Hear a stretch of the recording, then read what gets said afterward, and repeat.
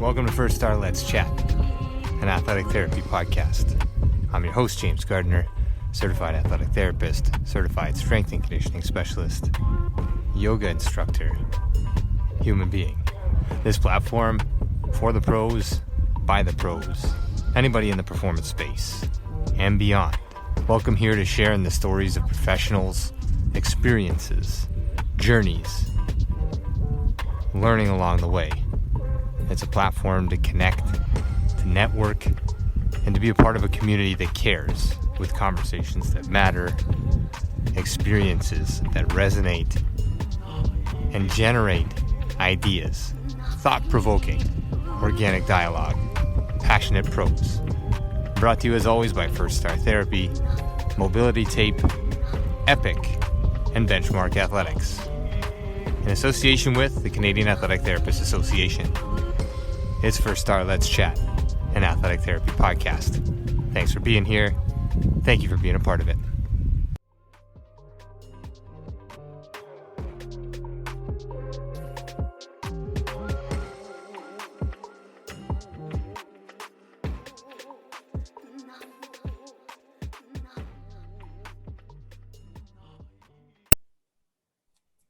And we're live. First Star Let's Chat, session 43. We have Drew MacDonald with the Toronto Blue Jays with us this evening as our guest. Thank you, Drew, so much for joining us. I know it's been a bit of a busy weekend. I'm sure we'll get into that.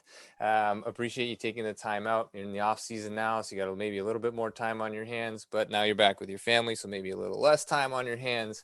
Either way, really appreciate you being on, man. And it's good to see you as always. It's been a few years since we've seen each other in person, and Zoom is the substitute these days for in person, so we might as well call it in person. Appreciate you taking the time, for everybody joining us live, taking the time for being here as well, and everybody picking this up on the archive versions, YouTube, and through the podcast. It's First Star Let's Chat, session 43, brought to you as always by Mobility Tape, the only heat-activated kinesiology tape on the market. And Jay and myself and anybody who's tried the product, feel free to reach out to us, and we're happy to answer any questions you might have with that product. Ground rules for the evening. If you have any questions, please feel free to open your mic, unmute yourself, or just type it in the chat box and I'll filter over to Drew for anything pressing. Feel free to jump in at any point, but we will have 5-6 minutes at the end for questions related to what we've touched on or things that we haven't talked about throughout the evening. So that's about it. It's October 18th. It's a Sunday night. I feel like it's a bit of Groundhog Day, and I was just telling Drew I'm flustered because I lost my keys, but then I'm locked in because this is going to be a good one. We have a whole lot of things to discuss. So let me start with Drew's bio. Drew MacDonald just completed his first season on the Major League staff with the Toronto Blue Jays and is as the second assistant athletic trainer. This was his 10th season with the Blue Jays organization. A graduate of Sheridan College's athletic therapy program, Drew interned for the Blue Jays in 2008 before being hired on to serve as a Bluefield athletic trainer in 2011. Since then, he's made professional stops in Vancouver, Lansing, New Hampshire, all prior to serving as the assistant medical and athletic training coordinator in 2019. Drew also spent time with Baseball Canada's junior national team in 2010 and represented the Blue Jays organization as a trainer in the Arizona Fall League in 2015. Originally from Teeswater, Ontario, he currently resides in Paris, Ontario with his wife Heidi and his son Max, who is celebrating his 3rd birthday, I think, coming up this week. So happy early birthday to Max, and I'm sure you're a proud papa and happy to be home for that one. He's pretty pumped running around here, so it's been pretty entertaining watching him go. Yeah, man, I bet. And 3 is a big year. So, holy Hannah, my keys just walked down the stairs. Sorry, not to trump that, but this has been a big couple last hours. So for anybody who's listening in, that's a big update. That's like the TSN turning point of the night. So this is going to get even better here now, Drewby. It's been a blast getting to know you through our years and our overlap with the Blue Jays, and then watching your continual growth, man. So let's start there. Let's go back to the birthday, and like you're home, you're with your family. This is great. You had your 2nd birthday for your kid this morning, right? And and just tell us like how getting home was after this season and seeing them, and then we'll work our way backwards through your career. Yeah, so obviously, the way this year shaped up, where we didn't know where we were going to play. We were told constantly that things were always changing. When we first heard it was going to be Toronto, then Toronto, then we were kind of kicked out of Canada, and then we were kind of nomads for a little while. And Pittsburgh came up onto the docket. And, we were told that, 90 to 95% sure we're going to Pittsburgh. It's locked in. And then 2 hours later, we were told that Pittsburgh's not going to happen. So finally, we decided on Buffalo. And then after, I think it was about 2 more weeks on the road, we finally settled into Buffalo and gone there. So I think I was gone from home about 70 days, 70 to 80 days total, Mhm. which is more kind of consistent time that I've been gone from home. And it was tough in a way, knowing that, in Buffalo, I'm an hour and a half from my house, but, my son and my wife couldn't come there at all just because of the border guidelines and the border rules. So when we did finally lose to Tampa in the playoffs there and get the opportunity to come home and see them, it was very nice to get home. Without a doubt, and I'm sure they're glad to have you home, and we'll circle back around to that one. I think that's a big part of people's understanding of what it's like to work. We have a lot of young colleagues on here live, as well as picking it up on podcast and the YouTube channel afterwards. Students, current students, and really trying to get a feel for what this profession is and can be. And the professional space is a big driving force and a big desire for a lot of young students. And your insight and sharing and in your time and your experiences is massive, because it's going to it might paint a different picture, a more realistic picture, but also like all of the good that comes with being in pro sport. You get to be away, but you also get to come home, and that's the nice part. It makes it even a little bit sweeter. Is that fair to say? Yeah, yeah, definitely. I know an old classmate of mine on here, Brian Cheeseman, who was in the bubble out in Edmonton. He kind of knows that feeling. I mean, I saw his kind of Instagram stories where he's days in the bubble, and it was interesting watching him and kind of having that connection with him, under kind of understanding what he's going through, being stuck in that bubble during that time. Yeah, yeah, and it's crazy amazing to have you who's been through it in baseball, and we'll get to know that story a little bit. We had a CPL bubble chat on here a few weeks ago with a bunch of the CPL therapists and practitioners out there in the bubble and PEI, and hopefully we can get Brian on here too. So if I don't fudge this or fumble this too badly, maybe he'll say yes in the future, and we'll just continue these bubble chats through all the sports. But you got a big following, man. I was just out Friday. I was actually at your alma mater at Sheridan College, and just admiring the staff and the faculty that you have there, and the new facilities. I think you mentioned you'd been there maybe a year for the new facilities, but I mentioned you were coming on, and everybody was thrilled. Another Sheridan graduate who's towed the line, and you've had a long and really profound career in baseball, like 10 years with the same organization, lots of different roles, and now in the big leagues. Like we can see on TV now, so which is also kind of cool, and not that's what it's all about, but it's almost like it's kind of like you've earned your keep, but at the same time, like ultimately you've just done a good job day in and day out, and always a good attitude, and just a strong character guy, and I'm sure everybody loves having you around. So I'll just keep pumping your tires. I know Yeah, that's a big really. thing, and but let's walk through your career, man. You started out at Sheridan. How did you get into athletic therapy first and foremost, and then let's walk into the Blue Jays path. Yeah, so I think, like, as most people, I was applying to schools and kind of knew the direction that I roughly wanted to go, but wasn't sure how to get there. So when I applied to Sheridan, did a little bit of research, and luckily I got in, not knowing 100% what to expect, but reading the curriculum and some of the guidelines that they post, it seemed that was the direction I wanted to go. So I started in Sheridan, geez, I think 2005, 2006 maybe, and graduated in 2009, which we talked about earlier. That seems like a long time ago. So things have kind of flew by the last few years. Yeah, it's amazing. Like it feels like yesterday, but then you say the number and it doesn't feel like yesterday, Yeah. in parts. And you and I had an earlier conversation before your little guy's party started today, and in the conversation we kind of agreed that we've moved on from being like the young up and comers to being sort of like this middle ground toeing the line, and had some experience, and we might as well share it, man, because you've got some great experience, and I know, like, in the Blue Jays organization, you and I had some overlapping time, but you came in as an intern, you stayed on and you stayed there. What's keeping you there? Like, what's the drive for you to stay in the organization, and what in baseball even? I know you love what you do. It's a great environment, but your words as to what makes you tick while you're there.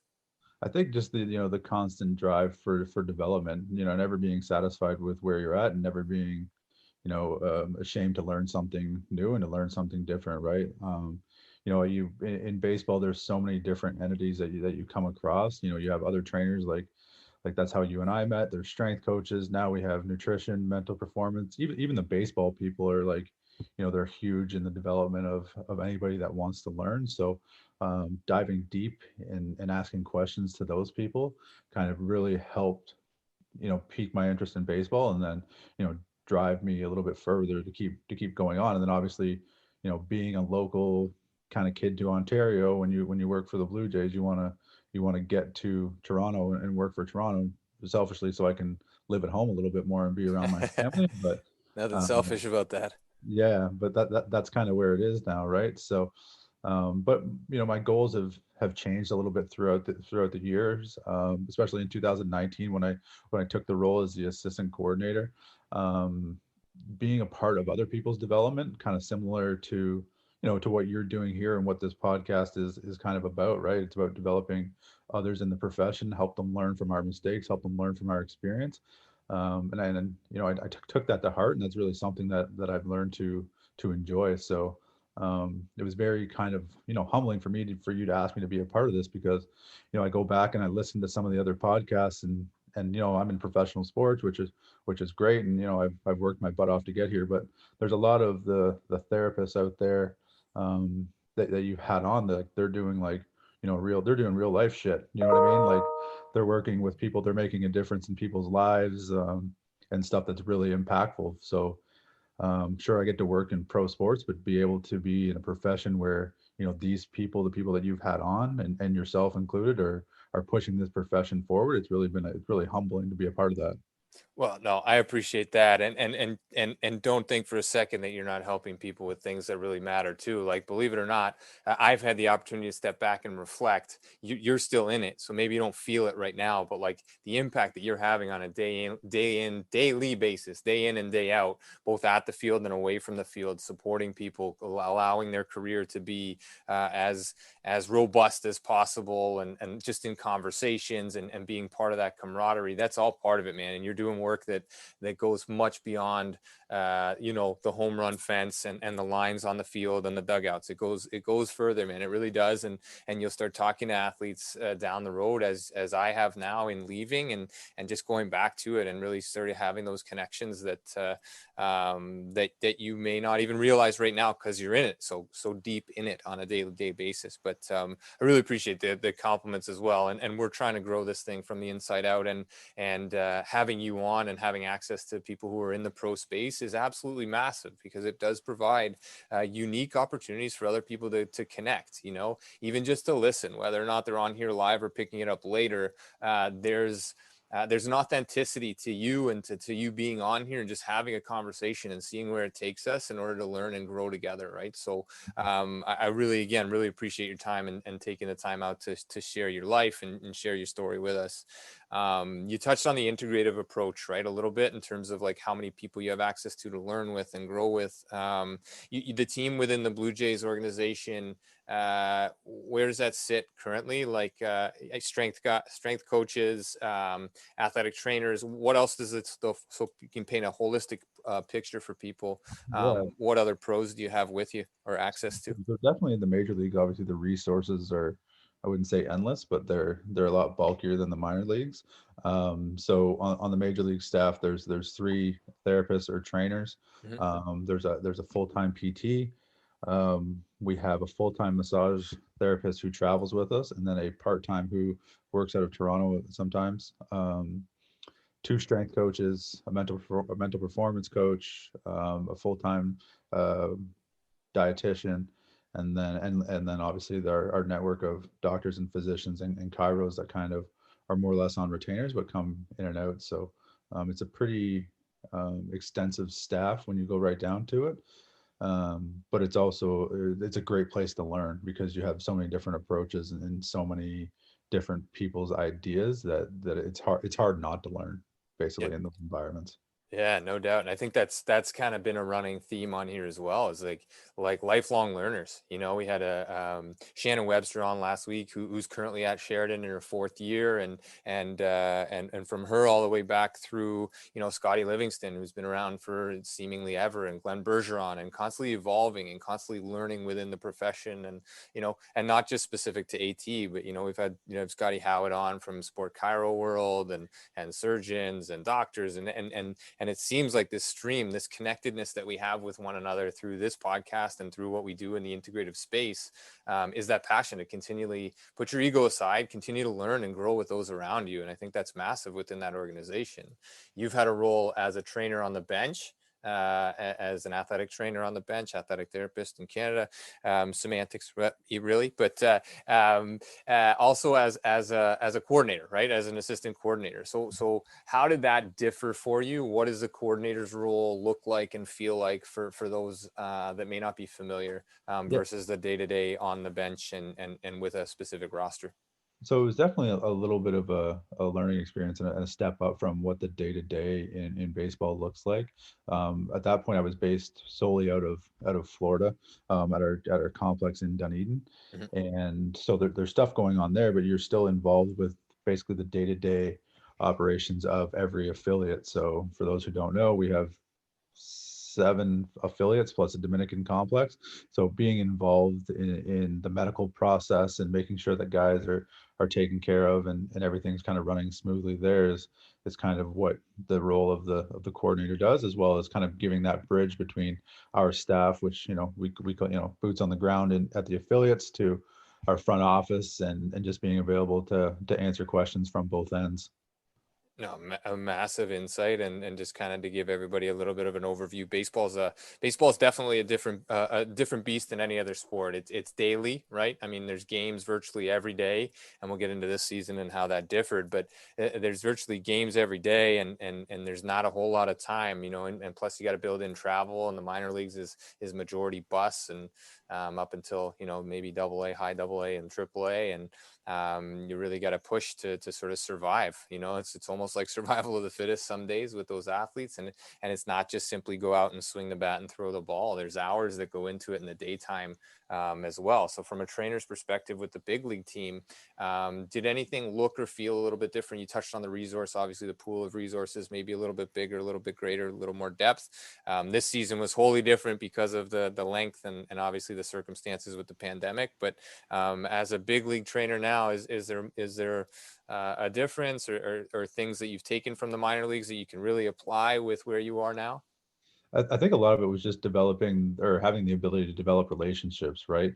Some of the I was fortunate enough to have some of the players on the big league team through the minor leagues, so having relationships with them in past kind of, it kind of helped me get kind of my foot in the door with some of the people that I may not have known. And then just, when people, players talk, people see stuff, right? Players are very observant. Like, if somebody is showing that they have trust in me and they're comfortable with me based off of an experience that we've already had, then I'm more likely to strike up conversations or, trust in some of the other players around. So I think that was one of the biggest things. I love it, man. Like, we can hang up right now. I think if anybody walks away with one message, like that's it right there. It comes down to communication, you know, and there's a ton of great people speaking on it, and you're living it and leading it, man. Like, I can feel it in you now more than, you know, when I knew you back, as we had crossing paths. Like, that's a huge part of it, right? That trust factor, and being able to generate that with people. And I think that is a takeaway, character lesson, lesson for our profession, lesson for life, just connecting with people and finding a way to be actively involved as either a listener or a practitioner or all of the above, and really starting to understand who's in front of you, right? Yeah, and I think the communication aspect for anybody that's, wants to get into professional sports is such a huge piece.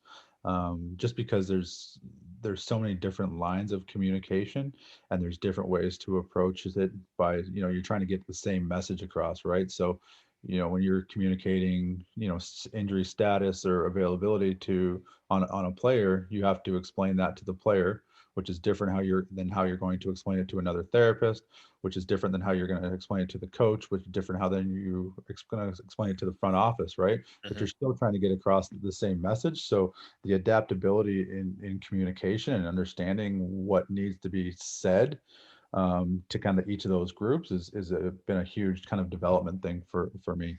No, that's amazing. And you've had tons of mentors, some of which we've overlapped, and I think one of them you're right next to on a daily basis now, with Voon being the other assistant, right? And like kind of helping us along. At least when I was there, it was very much a mentorship role where you could buddy up and go to those Zona Pig and have the banana puddings, but at the same time know the next day that if we needed to learn something or go back and check something over, you got good people right alongside you. That's one thing in the minor leagues, definitely, and I'm sure in the big leagues as well, where you have that many people, you have a safety net, right? Like you can fail a little bit or have somebody to check in with, that's there to back you up as well as a therapist in what you're doing in your approach. Yeah, no, definitely. And then like, so this being the first time that the four of us as a medical staff had worked together, it's basically you kind of have a feel out for what everybody's strengths are, right? So kind of using that and then understanding when to use those strengths is kind of how you make those integrated approaches and those teams successful, right? Yeah, no, exactly. And it's I don't know, another thing I think that came up early in one of these discussions was very much like it's not just being in the right place at the right time or who you know, but it's who knows your value. Like that's a continual line that I'm repeating to myself and on this podcast is once other people understand your value and you understand their value, this integrative model, this connected model of let's say a more holistic approach to what we're doing and looking for becomes that much more fluid, right? And that much more impactful with the athletes. It's definitely huge, and when you work in professional sports or the big leagues or anything, and you're in those integrative things, you have to check your ego at the door. Like as cliche as that is, it's something that has to happen because you have to understand that the players in the center of what the ultimate goal is, right? And if if somebody's having a confrontation over something that's ridiculous, well, the players are being affected, which affects the team, which affects our ability to win, right? And you're in sports to win. Yeah. Yeah. Yeah. And there's lots of that too. And you talked about checking the ego and you talked about communication and it's not unlike other places of work or places of socialization where there's a large number of human beings. There's going to be spats, there's going to be disagreements, there's going to be back talk and rumors and gossip and all these other things. And so maybe you can speak to sort of just like towing that middle line and being a bit of like, I don't know how you would describe it, like a positive influence, no matter without trying, but also being neutral enough that you can understand, not rocking the boat, but also knowing how to soothe the seas, so to speak. Yeah, and I think that that's something that I learned, but then something kind of ingrained in my personality is one thing that I've never done in this career is panic, right? People come to us with so many off questions. Players are concerned about medical stuff, front office is concerned about medical stuff, and if they come to you and you're already in panic mode, then it kind of escalates the situation, right? So Hmm. being able to step back and kind of assess the situation, understanding, what the questions are, what the person's concerns are before you kind of blurt out just random stuff, and making those 5 seconds to make a smart decision on your half really goes a long way, and again, building that trust, building that communication, and building those relationships, right? Yeah, yeah, and listening to hear, not listening to get the next word in, right? And I think Exactly. that was massive in sort of in my growth and looking back and this the time that you and I spent together. There was a nice communal feel in minor league spring training where everybody was in the same office and could spin the chairs around and just have a sort of informal or formal meeting as it was necessary, and you learn a lot from who's speaking and who's not and who's listening and who's and as you navigate those those spaces and those relationships, you really start to get a feel for who's around and how to support one another. And I think that's massive. So your shares are amazing already here. I think there's a ton that we can all take away from it. And I'm just jotting notes as we go and trying to come back around to all of the things that you've touched on. But it's a rich career, and now you're back home again, as I mentioned, and obviously with your family, and that's a huge source of joy and pride for you, I know. And it's amazing to see and for you to share a little bit of that, and even just some of the pictures you post, and hopefully you and I can have a few more conversations and really explore that a little bit more in your off season. I know this was a crazy season, obviously the pandemic and all of those things. If we can jump into your shortened season, like obviously nearly a third of the games, right? I mean, it was 60 and normally it's 162. So a shortened season. What elements kind of worked well in sort of the prevention of COVID during the season? Like were there things that you implemented that, like, guys were masked, sanitation practices changed, a lot of communication? Where were the focal points for you guys as a training staff? Yeah, so I think, obviously we followed the recommendations and the guidelines that were put out from MLB. But a lot of it was just, education and understanding, right? Obviously mask wearing was an important part of it. The social distancing part was a very important part of it. But it's just, the more the players understood why we needed to do something, and unfortunately there was some incidents in baseball as general that kind of shocked the whole profession. And I think when that happened, unfortunate for their team, but a little bit more lucky for us that we were able to kind of put a little bit of perspective and say, like, hey, this is real stuff. This, when things like this slip up, it can really affect our ability to play. And eventually, as we approached kind of the end of the year and we were closer to the playoffs, it became a very realistic thing that one outbreak of COVID within our organization could almost end our season and eliminate any chances we had of making the playoffs. Yeah, and then we just can put that exponentially into the human race, right? And say Right. like what is why don't we condense our season? Like, let's look at pro sports and see what's happening. And I thought, like, right away when pro sports decided to go back and everyone was like, this is crazy, this is absolutely nuts, like, why would they do that? I kind of also aligned with that for a little bit, but then took another step back and said, like, this might be a real opportunity that if things are done well or things are not done well, like a real learning opportunity to see what happens and see what might work and what doesn't, and all the resources and all those things definitely helped, I'm sure, in terms of testing and being able to follow some procedures and protocols a little bit, maybe more so than the rest of us. But out in the real world, I think there's a lot of lessons to be learned, right? Like that one team or those two teams that went and did some things that maybe they shouldn't have been doing, led to a pretty outrageous kind of few weeks, right? Where things are being rescheduled and canceled and uprooted and all kinds of things, right? Yeah, when the first 3 weeks of the season were kind of a whirlwind, not knowing where we're going to play, and then finally we started to seem like we got things under wraps, and then we were in Washington, and then all of a sudden the outbreaks started to happen, and before we knew it, we were stuck in Washington for a week. You know what I Right. mean? What I Right. mean?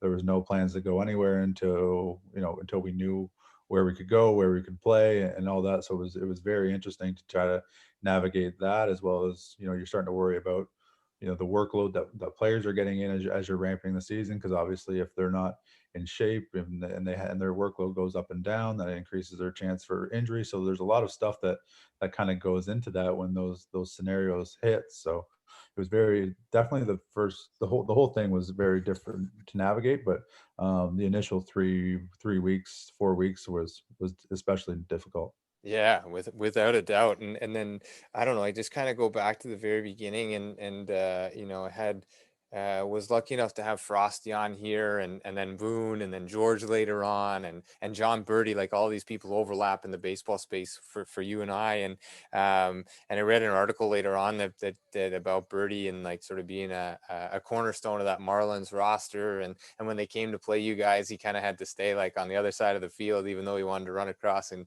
give you a big hug. And like, what a kind of a crazy time, man.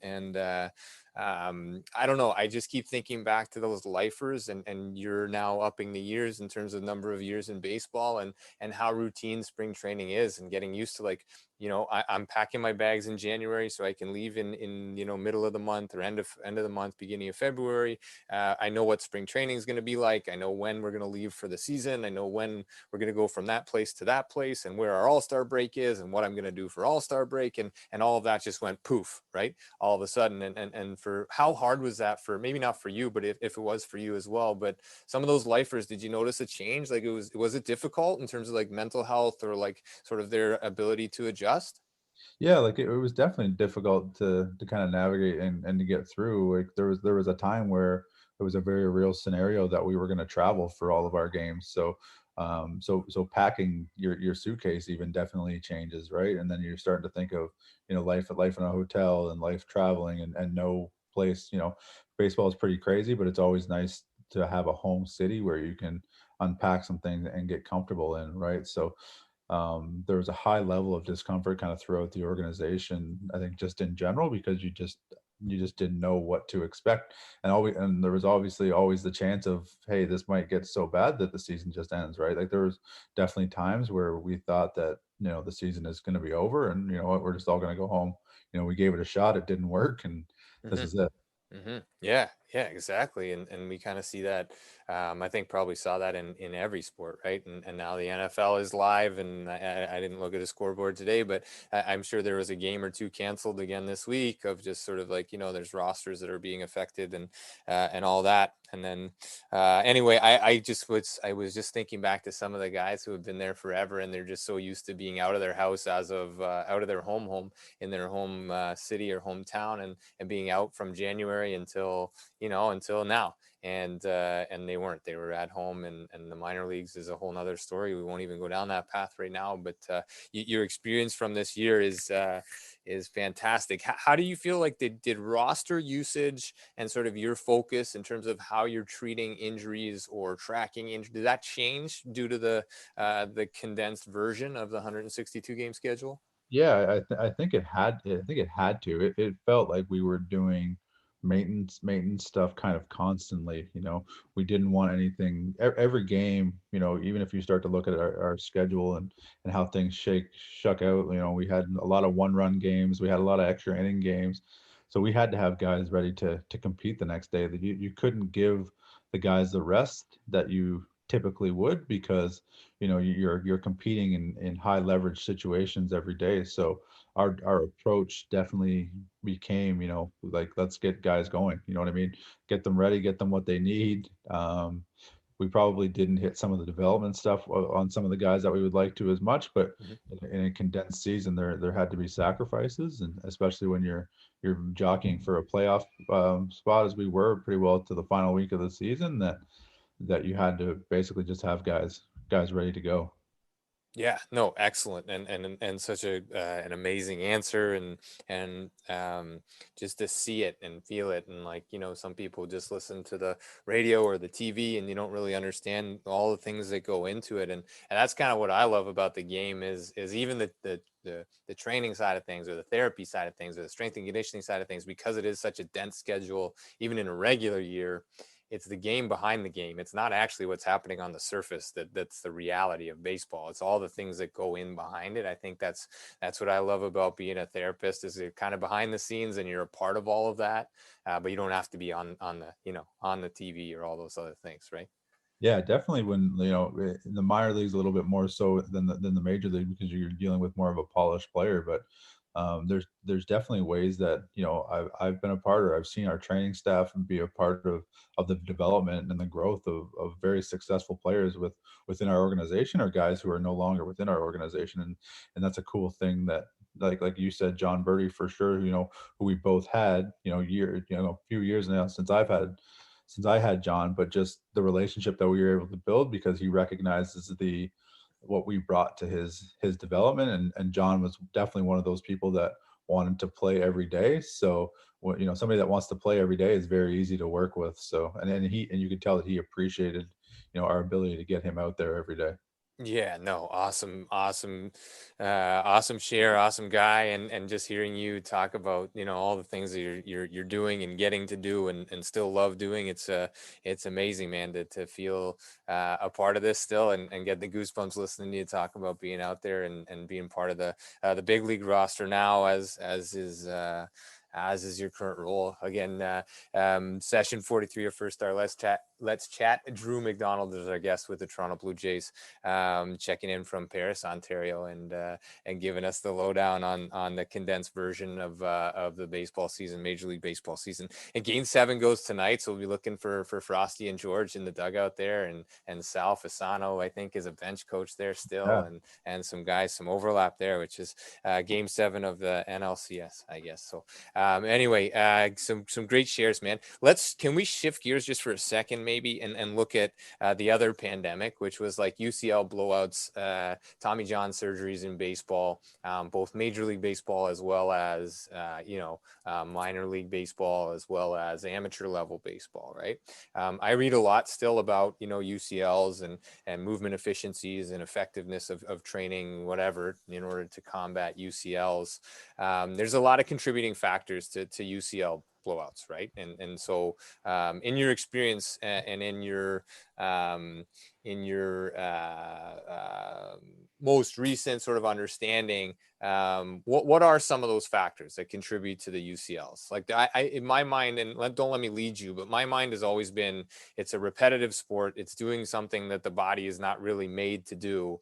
It's not necessarily a matter of saving your bullets or if and when, but it's certainly a matter of maximizing efficiencies in the body to combat it, but maybe not totally preventable. Yeah, and I think that that goes along with kind of most injuries, right? You want to find a way to stress, whatever tissue that we're dealing with Mhm. to a point where you're getting the adaptation that you want without getting to failure, right? Unfortunately, in baseball, because and as far as the shoulder and the elbow goes, because things are so repetitive, those joints in particular take a high brunt of the wear and tear on people's bodies, right? So um, a lot of the stuff can play into it. Obviously, people have the argument of velocity and velocity contributing to it, but I think there's guys who with high velocities who never have Tommy John or never have an issue. So I think a lot of it just goes into the efficiency of the movement and efficiency of their mechanics, as well as getting that proper stress and that proper workload at the proper times, right? So it does become a kind of a balancing act and a juggling act of how you can help prevent it, but it's definitely there's definitely so many contributing factors, and I think it varies from person to person. I don't think you could ever get to the point where you say this is the single factor that can predict a Tommy John or a UCL injury, just like most things, right? Yeah, no, I think that's great, and it's a great share coming from the top, from the big leagues, and I think more people need to hear that. I'm spending a little bit of time in the amateur space and really kind of trying to bone up on some of the things that are going on in the amateur space, and there's a big focus on like velo, and like trying to generate velocity, and we're talking like 12, 13-year-old kids beginning to focus on velocity when they haven't even developed motor control yet. And so I've come back around to sort of having the most impact where the greatest impact can be housed. And I think that's getting the education out to people to understand that like those younger ages can develop good throwing technique and throw harder without picking up a baseball and throwing it, because that is erosion of a high valgus load, valgus torque on a UCL, right at the elbow, at cocking, maximal cocking, and pre-release almost, right? Yeah, and I think that's the approach that you have to take, even within baseball, because there's so variance in levels of players or their ability to move properly. Like how I will teach exercises to a 17-year-old Latin kid for the first time in the US, and then how I would deal with a major league player, the exercise that I prescribe would be very, very different. Understanding where they're kind of at in their career and what they're actually trying to gain, right? Yeah, absolutely, and that's a massive share, and I just think, and hearing you say and trying to repeat it so that there can be more than one of us on this conversation saying it. Um, there's more than one way to do it, right? There is no one program that's going to set you up to make the big leagues. There's not one program that's going to set you up to not have a UCL sprain. You just need to be informed of the right things to be doing, right? And I think that goes a long way. And pitch counts, obviously, like we had Ryan Croton on a few maybe weeks, maybe even months ago now, but and he's with the Angels, looking at like their director of performance and everything, another Canadian guy, and we talked about that. And it's like the information needs to get out to the lower levels so that it can be built up from there. And pitch counts are great. We know fatigue is a massive factor, but how do we determine what fatigue is and all those other things? So were there some strange things this year in terms of injuries? Maybe not within, let's not talk about the Blue Jays specifically, but within baseball, were there some other things, like some trends popping up based on the difference in season, you think, or pretty standard, injuries?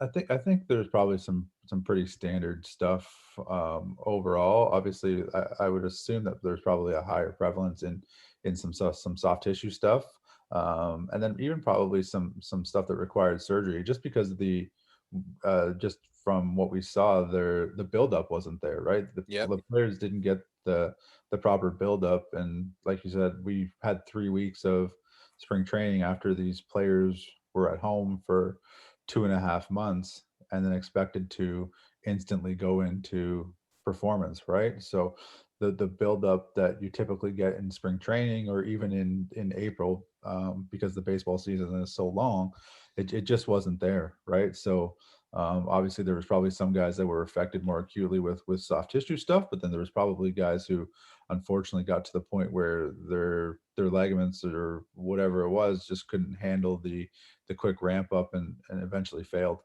Yeah, and you talk ramp up and build up and short time and then shut down and then long time off and then pick it up again. And the other side of it is the shortened season doesn't allow for DL stints. Like if a guy is going to go on the DL for 10 days or 7 days, that's a tenth of the season right there, versus a whole lot less if they're on a 7 or a 15-day DL in a 162 game season, right?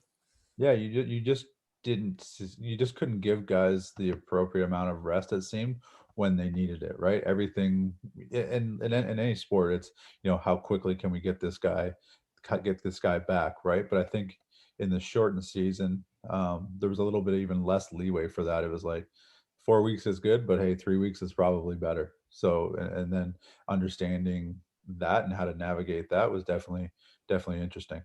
Yeah, exactly. And I think that's the part where I was really curious as to what was going on and how you would manage. And I'm sure there's a lot of people out there. U Sports just got canceled, the OCAA just got canceled, and what coming back from that is going to look like. Right now, we have a long time, and this is where I'm trying to get through to some people as well. It's like we're dealing in the space that we're in with some amateur baseball people, but also some professional hockey people, and in that hockey space, it's like, well, what can we do differently with all the unknowns? Is maybe starting to tune into some other things that haven't been a focus in the past, in terms of, yeah, you have a long time, but you don't need to necessarily keep running through the wall or keep doing the same training programs and just stretching things out. Like let's start to take a look at what recovery can look like in between, and how we can support your lifts and how we can support your on ice stuff, maybe a little bit differently. And it doesn't have to be ingenious, but just with a little bit maybe of logic based on the unknown and based on the prolonged off season. So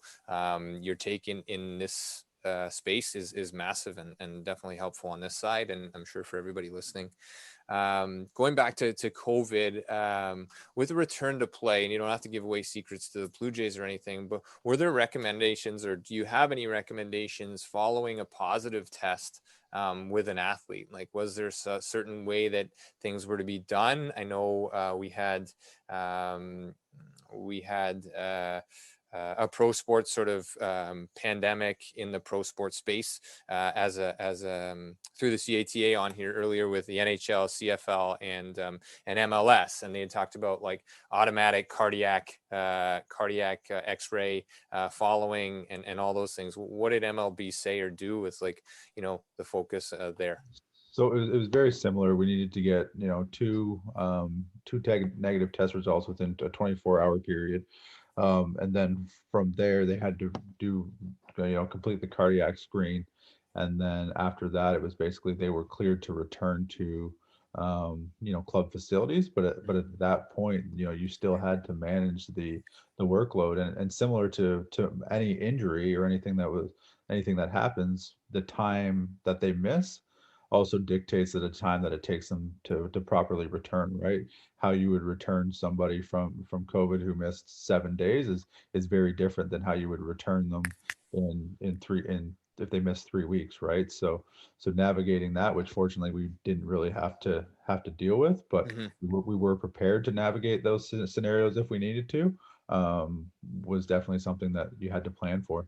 Yeah, no doubt about it. And would there be um, a consideration for further cardiac screening, like into the future now? Like, yeah, you're all clear and you did a cardiac test, but um, there's a whole lot of unknowns with COVID, right? And Yeah. so do you put it on the calendar a year from now or 18 months from now to get player A another cardiac screen down the road? I know you guys do a great job and intakes on every spring training. You're doing a cardiac workup on athletes, so I mean that part's kind of covered anyway. But is there some consideration given to like, all right, let's put this on the file and make sure we follow up? Yeah, I think there definitely will be. Obviously, at our entrance physicals and spring training, we do a cardiac component, where players get an EKG and at the very minimum. And we haven't really got to the point, but I do see it very likely where we recommend an echocardiogram repeat for anybody that was COVID positive during that time.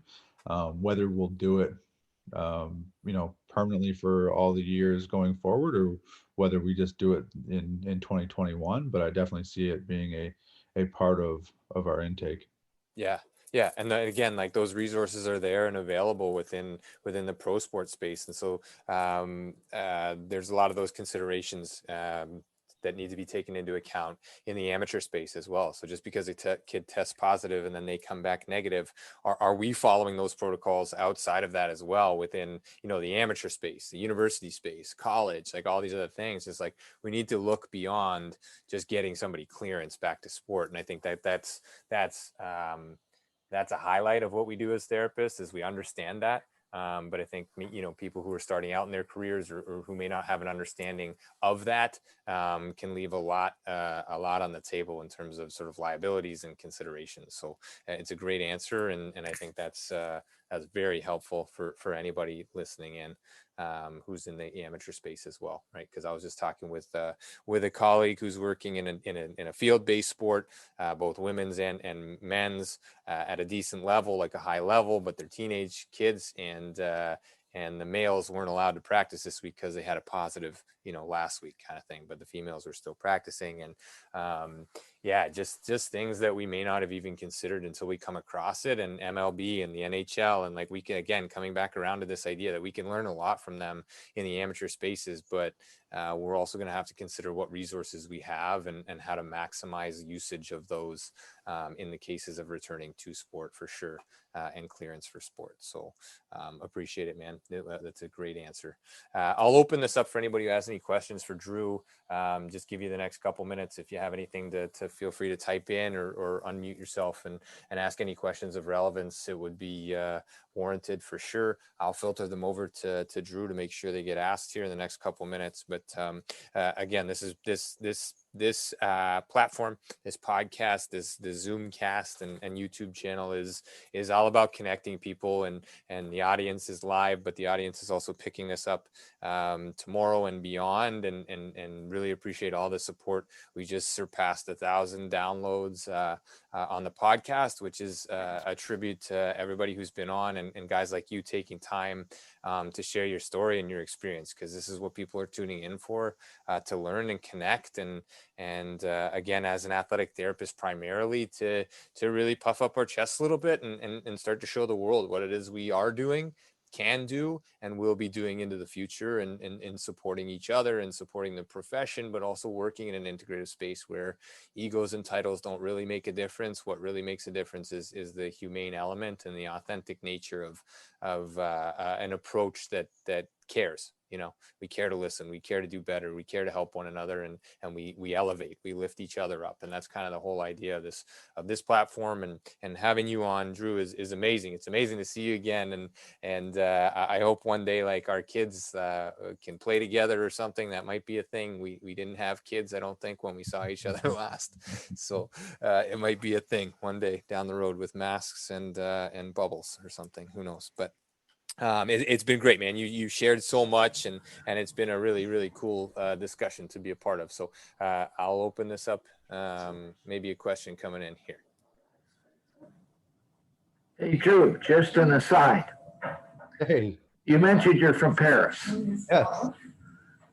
I worked with a fellow by the name of Ron Taylor. I know it's got nothing to do with athletic therapy, but good friend of mine. Yeah. You know Ron? I'm not too sure if I do or not. I know some Taylors, but yeah, he's in Paris. Oh, nice. Nice. It's a good share. So it's my dad, and he's trying to connect dots too, which is fantastic. So he's on here every week watching it, and we all have connections. It's great, man. And you're out there, and yeah. Ron used to tell me Paris was the center of the universe. People that grew up here think that for sure.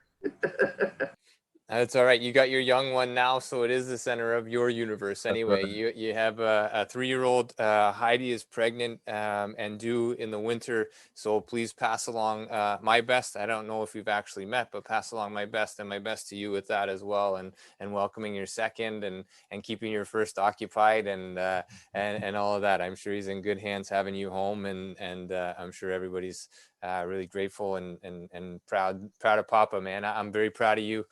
You shaped my life, man, and I can't thank you enough for being on here, and for on behalf of everybody else who's here, they're thanking you as well. Like man, some of the conversations and the laughs we had in spring training, and to see you where you are right now, man, it brings me a ton of joy, and for what that's worth, really proud of you, Drew, and extremely grateful for you taking the time to be on here. Oh, James, it's been great. And I mean, like I said, it's people like you that are, driving our profession forward. Yeah. And I mean, even it's great to kind of look back and see, because, for so many years we had that kind of that core of us who were within the Blue Jays, and we're all in different places now. You have Dan McIntosh working out in Stratford, and the things that he was able to do there. You got you, who went down to the Bahamas and then came back here and just doing great things. So I mean, it's kind of cool to see. Now we have, Frosty and George with the potential of making the World Series. It's crazy to see, kind of our little group from 2011 when I started, we're kind of where we're all at now, and it's been great to see. So.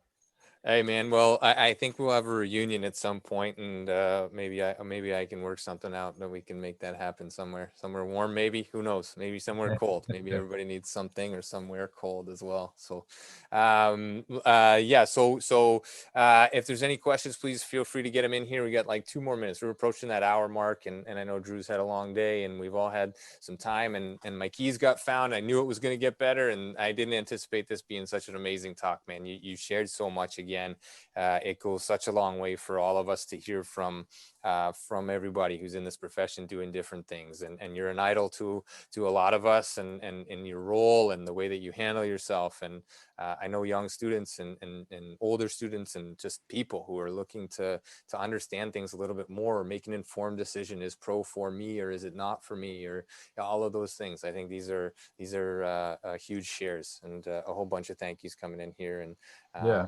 I think definitely, like, one of the things that, for anybody that's, a Sheridan student or an early graduate, is one of the things that we didn't get to touch on, is just the ability to, crave that feedback, right? As you learn and as you develop, if you're not willing to take that feedback, then you're not going to get to where you need to go and where you need to grow. So, that's one piece of that's definitely something I've learned throughout my career that I feel like has made me successful, is to crave that feedback. And I probably wish that I would have known it a little earlier on in my career. So, so for any of the young ones listening, or the new grads, that's definitely something that, I feel it's valuable and will definitely help you succeed going forward.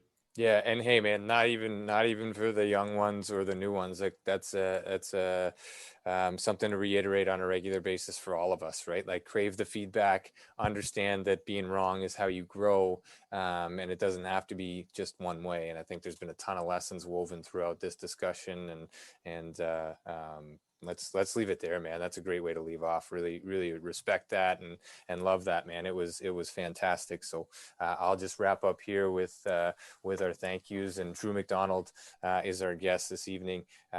First Star Let's Chat and Athletic Therapy Roundtable. This has been session 43, as always, brought to you by Mobility Tape, the only heat activated kinesiology tape on the market.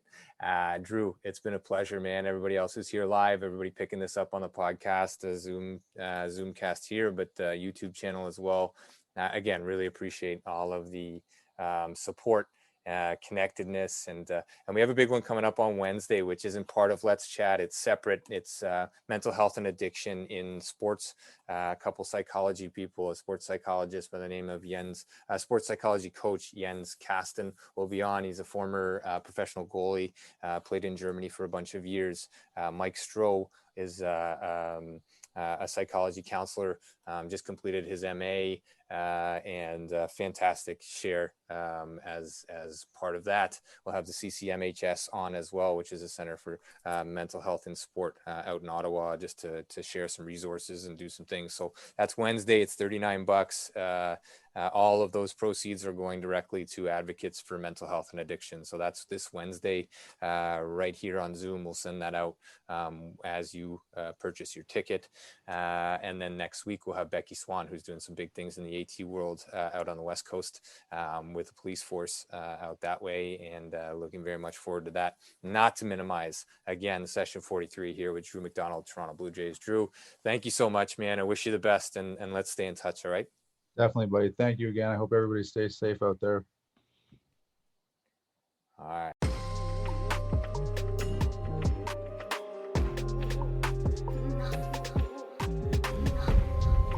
Thanks again for being here. Thanks for listening. Thanks for being a part of this community. Check us out online, firststartherapy.com. That's FIRSTAR therapy.com.